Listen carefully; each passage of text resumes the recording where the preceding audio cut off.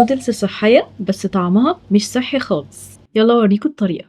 تقدروا تستخدموا اي نوع خضار تفضلونه. استخدمت بصل واستخدمت كمان جزر قطعتهم شرايح. وهحتاج شوية خضار، فلفل ألوان وأصفر. والسر كله في الصوص ده: كوبايه من الحليب، معلقتين كبار صويا صوص، علبه من الزبادي، رشه فلفل اسود وبابريكا، ومعلقه صغيره ثوم مفروم، مش صغيره قوي يعني. نخلطهم مع بعض كويس قوي، وده كده سر الكريمية اللي في النودلز من غير ما نستخدم كريمة. طاسه على النار فيها معلقه من الزبده، نحط قطع فراخ ونتبلها برشه بسيطه بالملح والفلفل الاسود، رشه بسيطه بالعسل وشويه بابريكا، ما نكترش التوابل قوي، ونشوحهم لحد ما يستوي تماما. وبعدين هحط الخضار بتاعي كله اشوحه كده مع الفراخ، واحط عليه كمان ميه سخنه. انا عاوزه الخضار يدبل تماما، يبقى قطع صغيره كده. وبعدين هغطي الطاسه واسيب الفراخ والخضار يستووا. وده شكلهم كده اول ما استووا. انزل عليهم نودلز تكون مسلوقه تماما، اي نوع تفضلوه، واحط الصوص. اول ما احط الصوص خلاص اطفي النار على طول، وقدموها في طبق واستمتعوا فرصة بيها. كمان ان انتوا تاكلوا خضار كتير.